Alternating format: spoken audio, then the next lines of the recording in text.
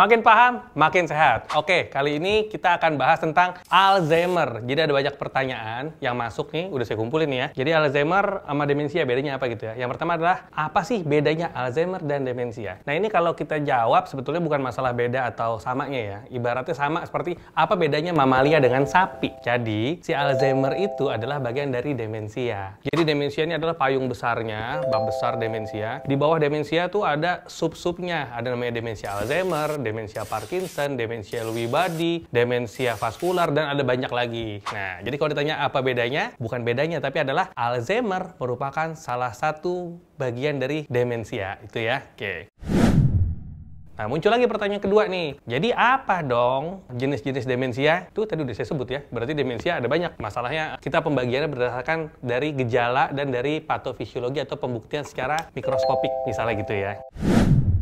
Lalu pertanyaannya, apa sih gejala demensia dan Alzheimer itu sama? Apakah sama gitu ya? Oke, ini kita akan jawab lebih detail lagi ya. Demensia itu kalau bahasa gampangnya itu kita ibaratkan sebagai pikun gitu ya, pikun. Kan kalau kita identik dengan pikun yang selama ini di masyarakat beredar, pikun itu adalah gangguan lupa. Ceritanya hanya itu ya. Faktanya, yang namanya seorang yang sering lupa belum tentu kita anggap sebagai demensia. Karena demensia itu harus mengenai beberapa aspek yang ada di otak. Yang pertama adalah memorinya terganggu. Yang kedua, aktivitas hidup hari-harinya terganggu. Kemudian kemampuan berbahasanya terganggu. Kemampuan mengambil keputusannya terganggu. Orang-orang yang mengalami demensia ini ada kecenderungan mengalami halusinasi gitu ya. Nah itu. Jadi bukan hanya sekedar lupa kayak misalnya kacamata saya di mana ya? Ya nggak begitu juga, nggak. Ini belum tentu demensia. Tapi yang dibilang demensia itu bukan hanya sekedar lupa, tapi tiba-tiba dia halusinasi, ngamuk-ngamuk, keluar rumah nggak bisa pulang, kemudian dia bingung pakai sendok gimana caranya, sampai nggak bisa makan, gimana cara ngancing baju, nah kayak gitu-gitu. Jadi activity of daily living-nya udah terjadi gangguan. Itulah yang kita sebut namanya demensia. Nah, demensia ini yang tadi saya sebut di depan, ada banyak banget tuh sub-subnya. Salah satunya yang paling banyak adalah Alzheimer. Nah, Alzheimer ini merupakan salah satu cabang dari demensia ya. Ini paling banyak nih. Gejalanya yang mirip-mirip tadi, tapi dia ada pembuktian apa sih? Pembuktiannya biasanya kalau kita lihat di otaknya ada penumpukan plak. Otaknya berkerak gitu ya. Ada keraknya gitu. Nah itu akhirnya menyebabkan gangguan fungsi otak karena sel otak yang harusnya mulus tiba-tiba ada keraknya. Tergantung keraknya nempel di mana dan keraknya nggak mungkin satu, ada beberapa tempat sehingga banyak fungsi otak yang terganggu. Itulah yang kita sebut namanya demensia Alzheimer. Plaknya itu kalau bahasa keren namanya tau protein ya, gitulah pokoknya ya. Jadi pokoknya ada gangguan secara struktur otak. Nah, Alzheimer ini juga atau demensia ini cenderung gradual ya. Jadi makin lama makin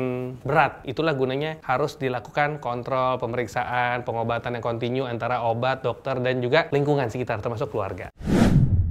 Pertanyaan berikutnya, benarkah kalau demensia dan Alzheimer memiliki hubungan dengan malnutrisi pada penderitanya? Yang namanya otak itu kan kita memiliki fungsi yang banyak tuh, ya kan? Fungsinya untuk berpikir, untuk berbahasa, untuk bergerak, untuk apapun. Karena semua aktivitas hidup manusia itu disokong oleh otak. Yang jadi permasalahan, kira-kira nih, kalau kita punya mobil, tapi kita tidak memberikan asupan atau bensin, bahan bakar yang oke, performanya bagus apa enggak? Balik lagi, otak pun begitu. Kalau terjadi gangguan nutrisi ya, nutrisinya yang terganggu atau nutrisinya masuk nggak terganggu sih, cuman keracunan gitu ya, misalnya karena ada gangguan logam berat atau segala macam gitu ya, itu bisa menyebabkan gangguan di otak nggak? Bisa. Salah satunya ya si demensia dan Alzheimer ini gitu.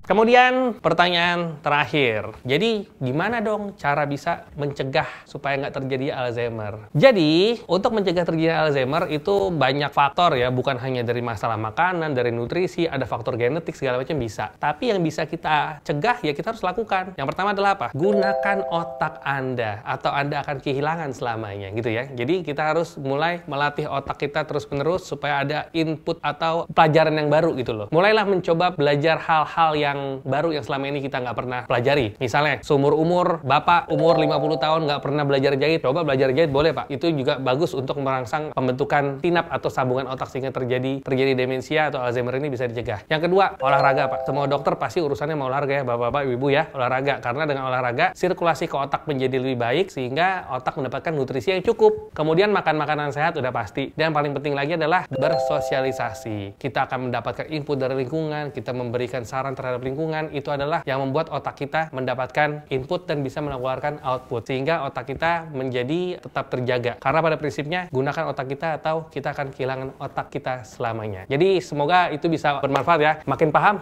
makin sehat.